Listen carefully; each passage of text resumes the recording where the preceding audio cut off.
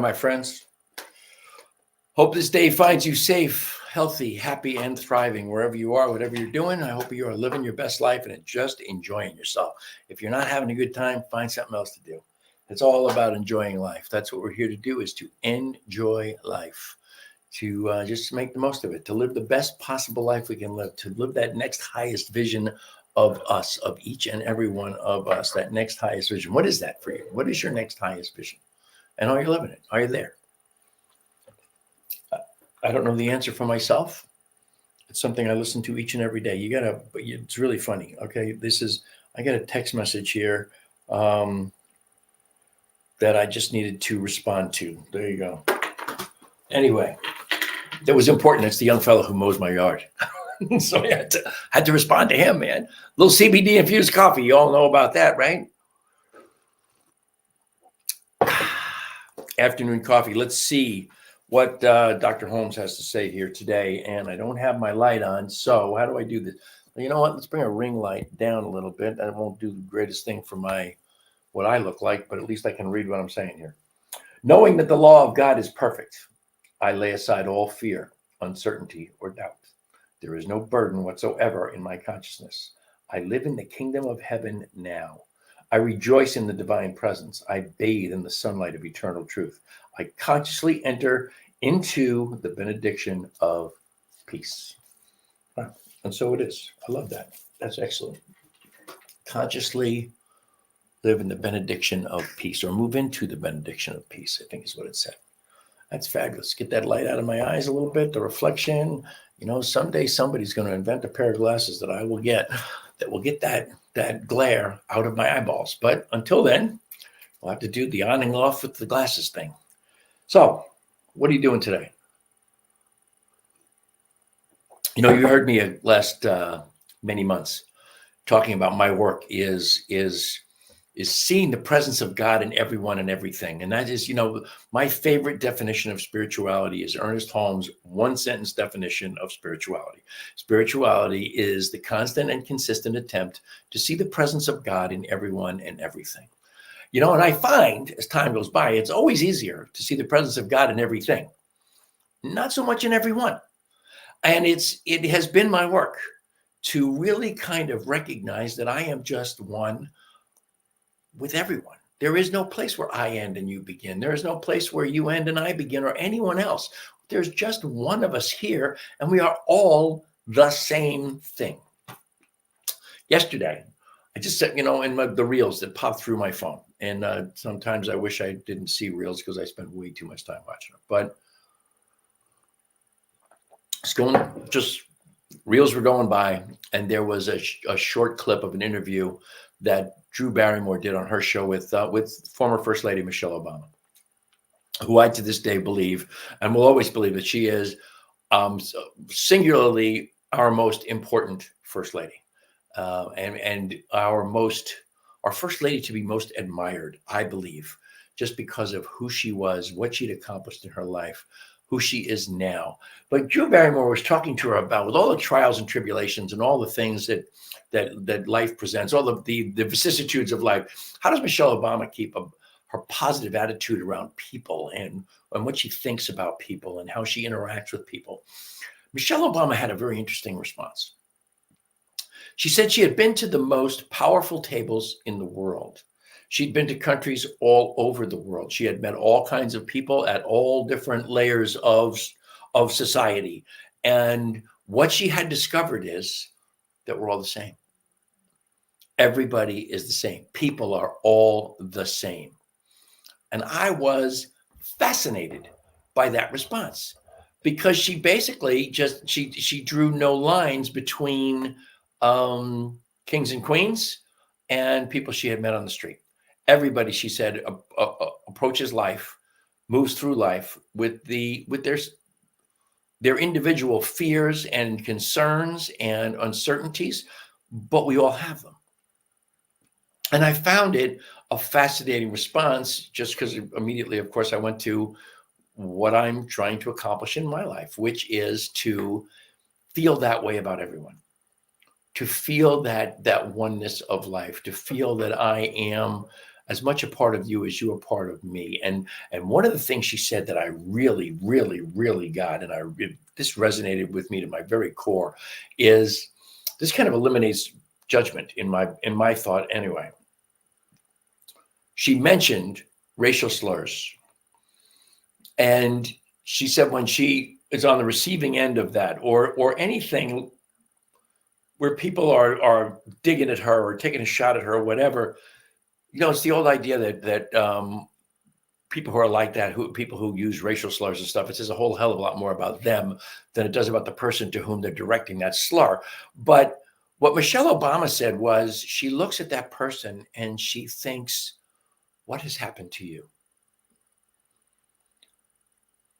Which is a whole different way of looking at it. As opposed to getting defensive and judgmental and argumentative right away, when somebody does something like that, a slight, whether it's real or perceived, to just think, not say out loud, but to think to yourself, what has happened to you? What is it in your life that has made you feel this way about life, about existence? That has made you feel about life in such a way as you feel comfortable to denigrate someone else, or to throw a racial slur at them, or any kind of a slur, a sexual slur, a gender slur, any kind of anything that you would say that would be insulting, negative, denigrating to another human being. What is it? What is the shadow of you that got you there? I find it something that I can use for myself. I just kind of breathed my steamy coffee breath right on my glasses, and all of a sudden I can't see anything out of them. But I can see, I know there's people out there. I can see you're watching the show. I can't see where you're watching from. And I'm not sure, we stream on 6 different platforms here, and I'm not really sure what platform you might be watching the show from, and I'm not sure all of them are connected to my comments. But if you can make a comment either on the Facebook page or the YouTube page that you're watching, or directly here on my StreamYard page. If you can make a comment, ask a question, make a suggestion, I'm here to entertain all of that, and I'm always thrilled to have that happen. So, I think the big piece of that for me is the ability to help me transcend the judgmental thought. So often somebody says something or does something or whatever the experience is, I immediately go to my judgment, my thought of them. But if I stop and I look at them and I just say, what happened to you? And I don't mean it from what happened to you, like to make you such a disappointment to me. That's not the idea. It's what happened to you that you would be in such a position as to do that thing, or say that thing, or to make me experience that thing. It transcends the judgment piece. You go past that. And anything and everything, that every tool you can come up with in your life that will get you past the judgment piece is a plus. That's a benefit. Because it's the judgment thing, I think, that keeps us trapped in so many ways, in all of the things that are stumbling blocks, if you will, obstacles to our vision of ourselves, that next highest vision of ourselves. The old thing I talked about once on the show here, Michael Caine was doing a play, and he was supposed to make an entrance, and just prior to the entrance, somebody in the play was throwing a chair across the stage or something, and the chair happened to block the door that Michael Caine was supposed to walk through, and it changed his action in the scene, or however that quite went. And the director told him, use the obstacle. Whatever the obstacle is, make use of it to enhance what you are doing in the world. And really, if the obstacle is somebody else's activity, comments, whatever, use that as a means by which I then transcend the judgment and go right to looking at the world from what had happened to them in their lives that might bring them to do what they had just done, or say what they had just said. I think it's a big deal. To me, it was a big deal anyway. And again, I guess part of it stems from the fact that it came from Michelle Obama, and I just have such immense respect for her, not just as a first lady, but as a human being. She's just, I think she is truly someone worthy of the title icon in my worldview anyway. So I just had this mad urge here. I never do this, but I'm going to, there's no quote on this page. I'm going to, or that one, that's a rarity in this thing called you, to not have a quote on every single page. But here we go. I'm going to read this just because I want to read it. I place my affairs in the hands of goodness, love, and wisdom. I place them there with supreme confidence. I have a childlike faith and trust in good. I know there is nothing between me and that which is best. I am filled with enthusiastic hope. I look forward to entering into the fullness of life. Wow. Just, I'm glad I just picked that up and did that, because that's the other piece of my work, is the faith piece. To absolutely be as clear as I can possibly be that all of life, all of my existence, again, I talk about the fact that nothing happens to us, everything happens for us. And it must happen for us for a very simple reason, because it happens from us. Every moment is a manifest moment. Listen to Abraham Hicks.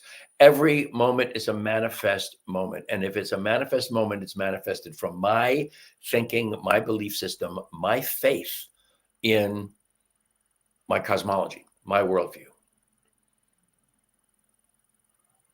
And to be in that space of always trusting that, I think in so many ways, the activating, if you will, the activating force of faith is trust. You have to trust what you have faith in. You have to trust. If you believe that we are all connected, if you believe that you are an individuation of the oneness of all life, if you believe that the overarching creative intelligence of the universe is you in form, and that you are imbued with its ability to create, that you are a center in creative thought, if you have faith that that's true, then you have to trust the process. No different from my business even. I have faith in the marketing tools that my business has given me. So if I have faith in them, then I need to trust the process. I need to plug people into that process and let it be. Same way with my belief in myself and my ability to manifest the things that I desire in my life. I need to trust that when I plug in to that faith, my desires, my intentions, my beliefs, when I plug that in there, the process takes care of me, takes care of everything. This is funny. I hope you don't hear the weed whacker out back. I have a window open across the room. I'm sitting here in my office, not my office, but my studio. And the window is open, and the young fellow who cuts the yard is in the back with the weed whacker whacking away. So if you hear it, just know it's all good. I should have told him to start out in front and don't come around the back. But anyway, it is what it is. And he's as close as he can possibly be to me. And there's somebody helping him that I've never seen before. So that's interesting. We'll see where that goes. It's usually his brother, and his brother doesn't seem to be with him. Oh, well. I hope he does as good a job. And I don't mean to be distracted. Anyway, so yeah, the idea of it's really that thought of walk a mile in somebody else's shoes. Pay attention to what they are thinking, saying, doing in their lives that is affecting them in such a way as to be a sign, if you will, an indicator of their interactions with you. That their life experience is informing how they are interacting with me. And in that sense, then my ability to look at them and appreciate what their life experience may be, whether I know it or don't know it, that gives me the ability then to skip the judgment piece, because I'm looking at them. I guess it almost comes down to a thing about loving life, about loving all of life, all that is. I have a friend, Doug Goodfeather, out there who posts on Facebook, and his greeting is always "Good day to all life," which I love. which I love because that's really truthfully where we all live. We don't live in our individual bodies. We live in all life, identified each and every one of us as how we identify or who we identify, but still in all, we are part of all life. That's really, you know what? That's pretty much what I got for you today. I may come up with something else here before we're done, but I want you to always remember that the New Thought Media Network is a nonprofit organization. We live, move, and breathe by virtue of your donations and your generosity. Please go to ntmedia.org. That's newthoughtmedia.org, and click on donate, and whatever your little heart desires to bestow upon us, we are immensely grateful. If you want to reach me, you can send me an email at teamrockitnow@gmail.com. Remember that the sponsor of this show is HempWorks. HempWorks is a part of My Daily Choice. You can go there, mydailychoice.com and /Ken Ludwig, and you will see what the business is all about. This is what I am drinking this afternoon. Most Thursdays, I have a little hemp-infused coffee. There is 5 milligrams of CBD in each cup, and along with chaga mushroom and some other ingredients for your health and your well-being. We have our, I talk about these once in a while. The best essential oil brand you will find anywhere. And trust me, I'll just tell you something. Try this essential oil brand. Go to mydailychoice.com. Look for Mantra as the brand. And because we are a house of brands, there are over 24 brands under the roof of My Daily Choice and growing. But go to Mantra Essential Oils. Pick out either this is lavender. This is an individual oil. This is a really good lavender, by the way. And then we have Breathe, which is something I use for my seasonal allergies and actually for a cold. That's a mixture of oils, but you can go there, try them out. If you don't like them, send them back. You know, it's 60-day money back guarantee on all the products that we sell. And I trust me when I tell you, you try the essential oils, and if you're an essential oil user, you'll never use any other essential oils again as long as you live. Also, the greatest CBD product on the planet, cleanest, purest, most highly concentrated CBD you're going to find anywhere. Comes in broad spectrum and full spectrum. Full spectrum, of course, is got that legal limit of 3% or less of 0.3% or less of THC. Broad spectrum has none. There are 7 or 8 or 9 different flavors at this point. It comes in 3 different concentrations: 500, 750, and 1500 milligram. Find the one that works for you and make use of it. So, and that's all under mydailychoice.com. But a reminder there, New Thought Media .org, ntmedia.org. Click on donate, and we're happy to just receive whatever you give us. I hope maybe the message today had something of interest to you. I hope there was some good there for you. I am, as always, immensely grateful for the great gift of your time and your attention. I wish you all the love and all the blessings that the universe has to offer. I hope you will join me next Thursday and every Thursday at 4 o'clock Eastern, 2 o'clock Mountain Time. But until then, my friends, namaste.